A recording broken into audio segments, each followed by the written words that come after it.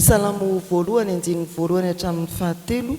Salamo voalohany andinin'ny voalohany hatramin'ny fahatelo. Mitsangana ny voninahitra an'Andriamanitra isika. Hoy ny mpanao salamo amin'ny anaran'ny Tompo: sambatra ny olona izay tsy mandeha eo amin'ny fisainany ratsy fanahy, ary tsy mijanona eo amin'ny lalana falehan'ny mpanota, ary tsy mipetraka eo amin'ny fipetrahan'ny mpaniratsiry, fa ny lalan'i Jehovah no sitrany. Eny lalàny no saintsisain'ny andro aman'alina, dia tahaka ny hazo ambolena eo amoron-drano velona izy, izay mamoa amin'ny fotoany. Ny raviny koa tsy mba malazo, ary ny asany rehetra dia ataony lavorary avokoa.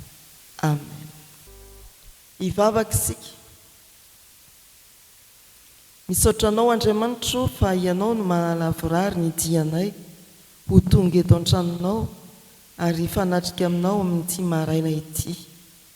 Misaotra anao Andriamanitra fa ianao koa mbola mitary-dalana anay ary miaro ny tongotray sy handeha amin'ny lalany ratsy fanahy. Kanefa amin'izay nitarianao anay dia mbola nivily ka tsy nankatoanao izahay. Lavo tamin'ny fakapanahy izahay ary menatra sy mangayay raha miaona aminao eto an-tranonao feno fahamasinana amin'ity maraina ity.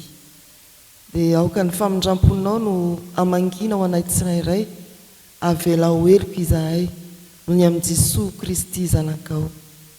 Irao indray ny fanahy masina mba hanenika ny fonay izao toerana izao, hampianatra anay ny sitraponao amin'ny soratra masina izay hovakiana, dia hitombo izahay, hiorina izahay ary hatakatra fa mamonjy ny teninao Andriamanitra. Amin'ny anaran'i Jesosy Kristy. Amen. Araka ny fandaran'ny mofinaina dia ny Kolosiana 3 manomboka eo amin'ny 9:140 hatramin'ny 2:20 no anjarantsika fiangonana amin'izao anio izao. Kolosiana 3:140 hatramin'ny 2:20. Amin'ny anaran'ny Tompo: aoka ny tenin'i Kristy hitoetra betsaka ao aminareo amin'ny fahendrena rehetra, dia mifampianaraka mifananara misalamy sy ny firana ary ny tonokiram-panahy, miraha amin'ny fahasoavana ao am-ponareo ho an'Andriamanitra. Ary na inona ataonareo na amin'ny teny na amin'ny asa, dia ataovy amin'ny anaran'i Jesosy Tompo izany rehetra izany, ka misaoran'Andriamanitra ray amin'ny alalany. Ianareo vehivavy maneke ny vadinareo araka izay mety atao amin'ny Tompo. Ianareo lehilahy tsy hava ny vadinareo ary aza sosotra aminy. Ianareo zanaka maneke ny ray aman-dreninareo amin'ny zavatra rehetra, fankasitrahanao amin'ny Tompo izany. Ianareo ray aza mampahasosotra ny zanakareo, fandrao mamoy fo izy. Amen. Ray masinao manamasinana anay amin'ny fahamarinana, ny teninao no fahamarinana. Amen.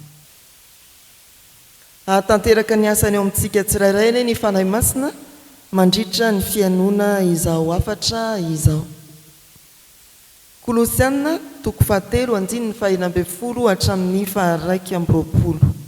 Raha zoiny izany 3:1 izany dia manomboka amin'ny fitaomana ny olona hisaintsaina ny any an-danitra fa tsy ny ety an-tany.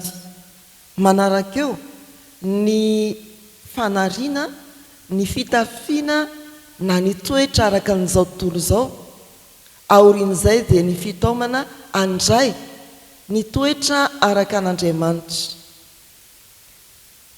Eo aorianan'io ity andiny soratra masina manoloana antsika ity: rehefa misaintsaina ny hoavy ny fiainany any an-danitra ny kristianina, ka mikiry miavao eo ambany tanam-pahasoavan'Andriamanitra amin'ny toetra, miala amin'ny toetra ratsy taloha, mandray ny toetra vaovao ao amin'ny Kristy, dia ampahereziny tenin'Andriamanitra izao mba ilona tsara amin'ny tenin'Andriamanitra, na amin'ny ara-panahy na amin'ny fanao andavanandro, ary koa eo amin'ny fiainan'ny ankonana.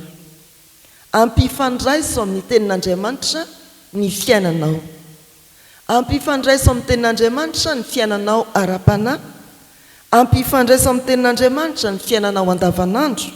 Ampifandraiso amin'ny tenin'Andriamanitra ny fiainanao ara-ankonana.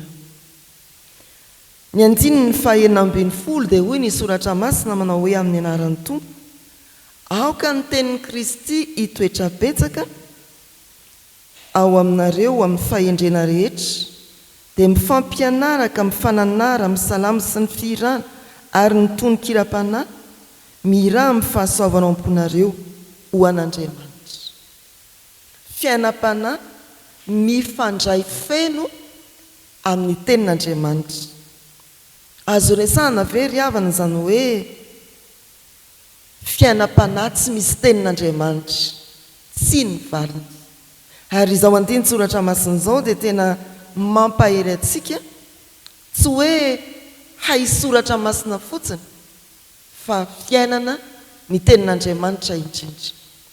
Ny fahafenony ny soratra masina eo amin'ny fiainantsika dia mahatonga atsika ay ifampianatra, ifananatra, tena iaina ny tenin'Andriamanitra, ifampatsiany hoe zaho ne nolazain'ny tenin'Andriamanitra tsarovy fa hoy ny Tompo hoe azadinoiny fa manambara toy izao ny soratra masina. Mifampianara ka mifananara amin'ny salamo sy ny firana. Ary rehefa feno soratra masina ny fiainam-panahintsika, ny fiainantsika dia feno fiderana koa ny fiainantsika. Fiainam-panahy vonto ny tenin'Andriamanitra, fiainam-panahy feno fiderana. Dia mba inona re ny karazan-kira tena mameno ny fonao sy afaka eo ambavanao amin'izao maha-kristianina anao izao? Indray rehefa mamangy tokantrano dia inona ny hira inao atao iarahantsika? Mety daholo. Inona ndika mety daholo? Ny sasany indray mahafinaritra tonga dia itika hira 7:100 ny apasitera ny tena mba maharesy lahatra. Inona re ny tonon-kiram-panahy tena manavanana anao? Ary inona ny anton'izany? Misy manao hoe aoka ho an'Andriamanitra ny fanendrena ny lalanao, miatrika ady mafy izy io, be fanahiny izy io, anahoana ny fiainako androany raha pitso raha afaka pitso. Misy manao hoe endrika sarika, ateraky ny fampaherezan'Andriamanitra azy eo amin'ny asa izay ataony. Dia izay ty 5:40 ty. Ampifandraiso amin'ny tenin'Andriamanitra ny fiainam-panahinao ary atao fiainan'ny fiangonana manontolo koa izany, mifananara, mifampianara amin'ny tonon-kiram-panahy sy ny salamo. Atao feno fiderana ny fiainantsika. Ny 7:70 ampifandraiso amin'ny tenin'Andriamanitra ny fiainanao andavanandro. Ary na inona ataonareo na amin'ny teny na amin'ny asa dia ataovy amin'ny anaran'i Jesosy Tompo izany rehetra izany, ka misaoran'Andriamanitra ray amin'ny alalany. Rehefa feno ny tenin'Andriamanitra ny olo eo amin'ny 5:40 dia irahana izao 5:70 izao hiatrika ny fiainany andavanandro. Ianao ilay feno ny tenin'Andriamanitra iny dia irahany tenin'Andriamanitra hiatrika ny fiainana andavanandro, ka anao izany na amin'ny teny na amin'ny asa ho toy ny ho an'i Jesosy Tompo.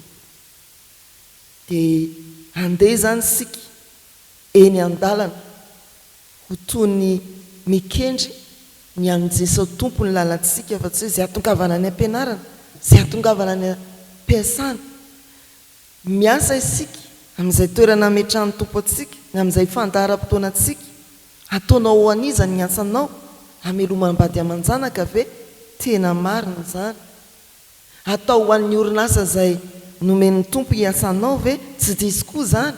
Fa amboniny izany rehetra izany, ny soratra masina izay mameno ny fontsika dia mampieritreritra antsika mandrakariva rehefa manao zavatra tsika fa ho an'ny tompo nanaovantsika n'izany zavatra ataontsika izany ho an'ny tompo ny teny ataontsika ho an'ny tompo ary isaoran'Andriamanitra ny zavatra rehetra izay ataontsika ampifandraiso amin'ny tenin'Andriamanitra ny fiainanao andavanandro ka heveranao mandrakariva ny anarany Jesosy tsy ho voaososy heveranao mandrakariva ny fisaoran'Andriamanitra amin'ny zavatra rehetra amin'ny teny sy amin'ny asa fa manomboka eo amin'ny 19 hatramin'ny 120 dia ampifandraiso amin'ny tenin'Andriamanitra koa ny fiainantsika isan'ankonana manomboka amin'ny vehivavy ny lehilahy ny zanaka ao atokantrano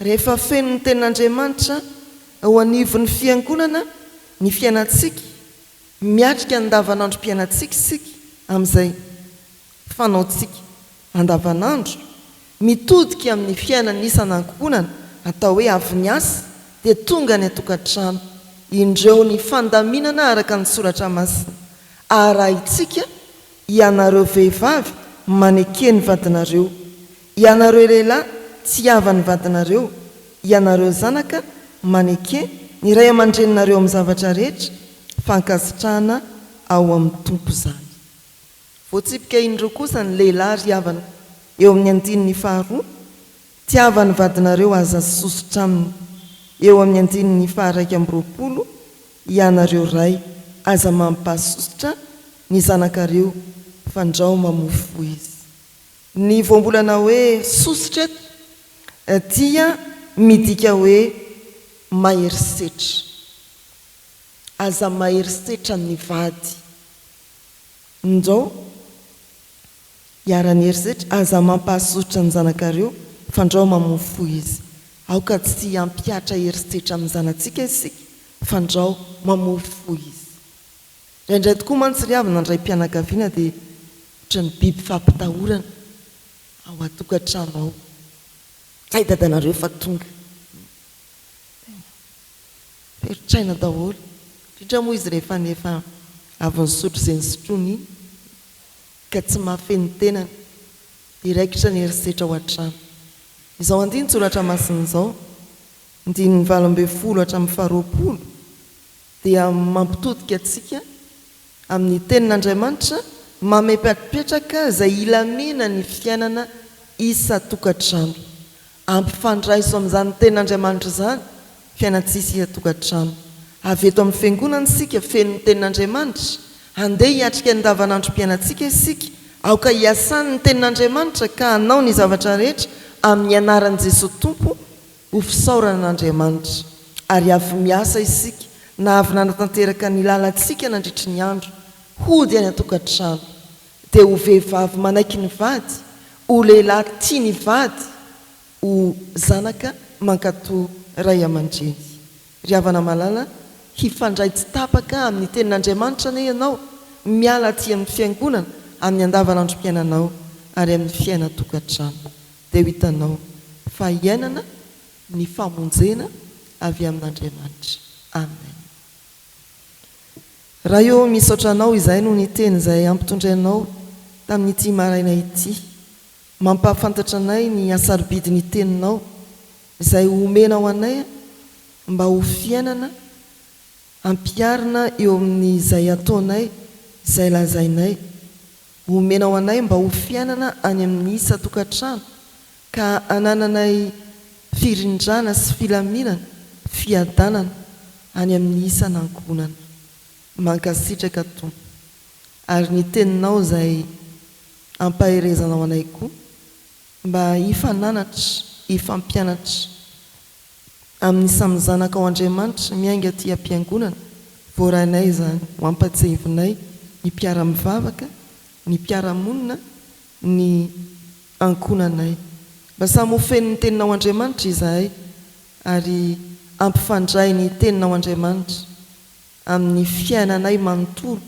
na ara-panahy na ara-batana na ara-tsaina dia mandroso eo am-pototry ny azo fijalian'i Jesosy Kristy ilay mpanalalana anay aminao izay Andriamanitra manolotra ny fiainanay manontolo ho anao ary mametraka ny fandaharam-potoananay indray eo ambany fitantananao ilay manantanana tsy fohy fa mahavonjy sy lalodalovana ny sofinao enoy ny vavakay ny amin'ny fahasalamanay ny amin'ny izay mety mampitondra fahorinanay olana na famoiza malala ny amin'izay fandaharam-potoananay amin'ny asa mandrahara sy ny fianarana mety miatrika zavatra manahirana izahay mety hotojo fahasoavana sy fifaliana manokana koa fa amin'izandrehetra izany dia aoka tsy saraka amin'ny teninao ka ho feno fisaorana anao Andriamanitra ray misaotranao tompo afaka hijery anay sy ny ankonanay indray amin'ity tontolo andro ity ao rehefa eny an-dalana mamonjy ny fandaharam-potoana ny andavanandro ao ireo mbola any an-trano ao ireo efa manana ny fikasany na inona tompo amin'ny ankonanay dia ataovy voatsidika ao voatsinjonao ary raiso an-tanana feno zany mametraka eo am-pelantananao koa ny zanaky ny fiangonana izahay ireo mivoaka sy miditreto amin'ny fotoana rehetra ireo vita batisa ireo mpandray fanasan'ny tompo ny loholona sy ny dekona ny mpitandrina sy ny ankonany ny baraon'ny fitandremana isan'isany avy sy ny ankonan'izy ireny Jesosy Kristy ankany amin'iza moa izahay indreo ny vahoakanao araka ny karazany avy sy ny sokajim-piainana tsy misy miafina aminao atolotray mba hojerenao koa ny andavanandrom-piainan'izy ireny tsy hisaraka amin'ny teninao zareo ny zanaky ny fiangonana ampelezana na any amin'ny faritany na ny ampitan-dranomasina azony mafy amin'ny tanam-pahasoavanao izy ireny amin'ny azakazaka tsy maintsy hatrehana eo amin'ny fanomponana ny andavanandro na ny fiainana isan'ankonana ny fiangonanao tompo dia mbola ho ampaherezinao hatrany ahavita izay antom-panirahanao azy ety amin'izao tontolo izao indrindra ny fiangonan'i Jesosy Kristy eto Madagasikara amin'ireo asa fijoroana vavolombelona maro ary ny amin'ity fitandremana ity eo amin'izay fikerezanay na samihafa ahatotosa ny fitoriana ny filazantsaranao sy ny asa fanompoana isan-tsokajiny dia fehezinay ny vavakay amin'ny ampianaran'i Jesosy manao hoe rainay izay ny an-danitra ho amasinina ane ny anaranao ho tonga ane ny fanjakanao atao ane ny sitraponao ety an-tany ho takany eny an-danitra meo anay an'io izay nasahanzao anay ary mamela ny elokay tahaka ny namelanay izay meloka taminay aza mitondra anay amin'ny fakapanahy manafahanay amin'ny ratsy anao ny fanjakana sy ny hery ary ny voninahitra mandrakizay amen raiso amin'ny fankasitrana ny jodrano atolotra amin'ny anaran'ny tompo ary Jesosy Kristy tompontsika sy Andriamanitra raintsika izay efa tiantsika ka nanome antsika fampinoana mandrakizay sy fanantenana tsara amin'ny fahasoavana no ampionona ny fonareo ane sy ampaheranareo amin'ny asa sy ny teny tsara rehetra mandihana hamonjy anao ny tenin'Andriamanitra amen.